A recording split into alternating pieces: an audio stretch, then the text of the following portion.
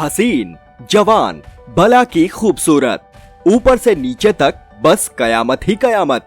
वो हुस्न की मलिका थी, जो उसे देखे बस देखता ही रह जाए।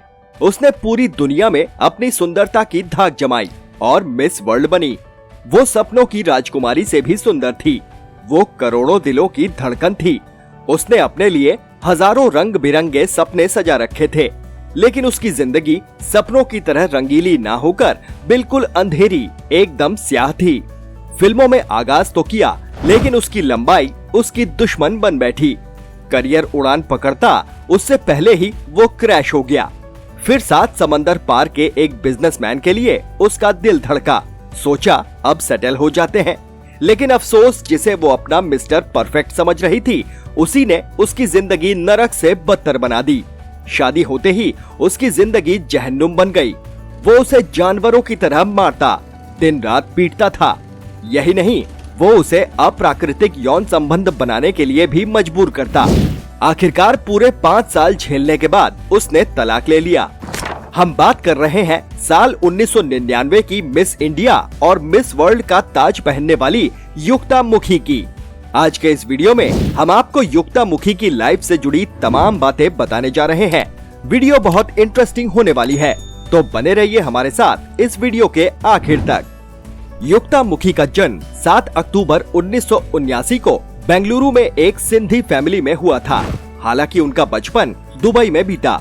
जब वो 7 साल की थीं, तब उनके माँ बाप भारत वापस लौट आए।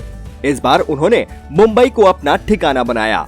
यहाँ उनकी माँ एक सैलून चलाया करती थी, जबकि उनके पिताजी कपड़े की कंपनी में मैनेजिंग डायरेक्टर थे। यहीं पर युक्ता मुखी की स्कूलिंग हुई। कम ही लोग जानते होंगे कि युक्ता मुखी ने 3 साल तक हिंदुस्तानी क्लासिकल म्यूजिक की विधिवत शिक्षा भी ली। अपने स्कूली दिनों में वो अक्सर ब्यूटी कॉन्टेस्ट में हिस्सा लिया करती थी, और वो उतनी खूबसूरत थी कि उनके सामने कोई और सुंदरी टिक ही नहीं पाती थी। वो जिस भी ब्यूटी कॉन्टेस्ट में हिस्सा लेती, वहीं से विनर बनकर ही लौटती। स्कूली दिनों में ही उन्होंने ठान लिया था कि एक दिन उन्हें मिस वर्ल्ड बनना है। लेकिन मिस वर्ल्ड बनने की राह इतनी भी आसान नहीं थी। युक्ता मुखी को लंबा रास्ता तय करना पड़ा, और फिर वो दिन भी आया जब वो मिस वर्ल्ड कंपटीशन से महज एक कदम दूर थीं। साल 1999 में उन्होंने मिस इंडिया का खिताब जीता। अब उन्हें उनकी मंजिल दिखने लगी थी। बस सपना सच होने ही वाला था।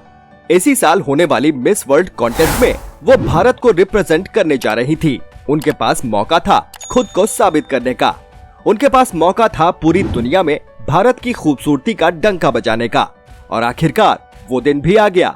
साल 1999 दिसंबर का महीना, जगह ओलंपिया लंदन। दुनिया भर के 93 देशों से आई सुंदरियां, सब एक से बढ़कर एक खूबसूरत। सब जवान थी, हसीन थी, खूबसूरत थी। लेकिन मिस वर्ल्ड बनने के लिए सिर्फ इतना ही काफी नहीं, इसके लिए दिमाग भी चाहिए। और यही बाजी मार ले गयी भारतीय सुंदरी युक्ता मुखी। दुनिया की तमाम सुंदरियों को पछाड़ते हुए युक्ता मुखी ने भारत का परचम पूरी दुनिया में फहरा दिया। उन्होंने साबित कर दिया कि महिलाओं की सुंदरता के मामले में भी भारत का कोई सानी नहीं है।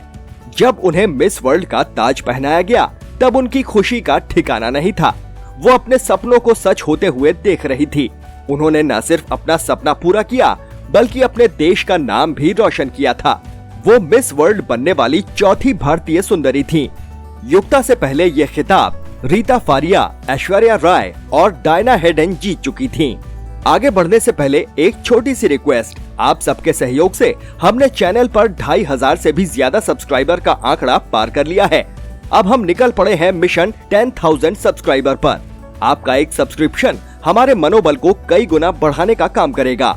तो बस हमारे मिशन से जुड़ जाइए और चैनल को फटाफट सब्सक्राइब कर लीजिए। इससे पहले मिस वर्ल्ड रही ऐश्वर्या राय बॉलीवुड में अपना मुकाम बना चुकी थी। अब बारी युक्ता मुखी की थी। वैसे भी बॉलीवुड को सुंदरियों की जरूरत हमेशा से ही रही है। साल 2001 में वो एक तमिल फिल्म में गेस्ट अपीयरेंस में नजर आईं। बॉलीवुड में अपना करियर का आगाज उन्होंने साल 2002 में आई फिल्म प्यासा से किया। फिल्म में उनके अपोजिट थे आफताब शिवदासानी। हालांकि फिल्म टिकट खिड़की पर प्यासी ही रही। युक्ता मुखी की पहली फिल्म डिजास्टर साबित हुई। बॉलीवुड में कई बार कलाकारों का भविष्य उनकी पहली फिल्म ही तय कर देती है। कुछ ऐसा ही युक्ता मुखी के साथ भी हुआ। इसके बाद उन्हें कुछ फिल्में ऑफर तो हुई, लेकिन किस्मत ने उनका साथ नहीं दिया। उन्होंने एक फिल्म मार्केट साइन तो की, लेकिन एक चोट के चलते उन्हें ये फिल्म छोड़नी पड़ी। बाद में ये फिल्म मनीषा कोइराला को मिल गई। इसके अलावा उनकी 2 फिल्में कब क्यों कहां और हम तीनों डिब्बा बंद हो गईं। एक और फिल्म इंसाफ द जस्टिस भी उन्हें मिली, लेकिन कुछ वजहों से ये फिल्म भी छोड़नी पड़ी। बॉलीवुड में काफी समय गुजार लेने के बावजूद युक्तामुखी का करियर सेटल नहीं हो पा रहा था। उन्हें प्रोजेक्ट्स ही नहीं मिल रहे थे, जो मिल भी रहे थे वो डिब्बा बंद होते जा रहे थे। लेकिन वो हर हाल में खुद को बॉलीवुड में स्थापित करना चाहती थीं। इसके लिए उन्होंने छोटे मोटे रोल करने शुरू कर दिए। वो कुछ फिल्मों में छोटे मोटे रोल्स में नजर भी आईं। उन्होंने भोजपुरी फिल्मों से लेकर ओडिया फिल्मों तक में हाथ पैर मारे, लेकिन उनकी किस्मत उनसे रूठी ही रही। साल 2010 में रिलीज ओडिया फिल्म स्वयं सिद्धा के बाद उन्होंने हार मान ली और फिल्मी दुनिया से खुद को दूर कर लिया। भले ही युक्तामुखी का फिल्मी करियर असफल रहा हो, लेकिन ये उनकी जिंदगी का सबसे बुरा दौर नहीं था। सबसे बुरा दौर तो अब आने वाला था। अपने एक्टिंग करियर से निराश युक्तामुखी ने लाइफ में सेटल हो जाना बेहतर समझा। उन्होंने साल 2008 में न्यूयॉर्क के बिजनेसमैन प्रिंस तुली से शादी कर ली। लेकिन उन्हें क्या पता था कि जिस शादी को वो लाइफ में सेटल होने के लिए कर रही हैं, वही शादी उनके जीवन में भूचाल लाने वाली है। शादी के कुछ साल बाद ही दोनों में झगड़े होने लगे थे। हालांकि वो लाइमलाइट से दूर थीं, इसलिए लोगों ने समझा कि वो एक खुशहाल शादीशुदा जिंदगी बिता रही होंगी, लेकिन असलियत बेहद खौफनाक, डरावनी और घिनौनी थी। शादी के ठीक 5 साल बाद साल 2013 में युक्तामुखी ने अपने पति प्रिंस तुली के खिलाफ एक FIR दर्ज कराई।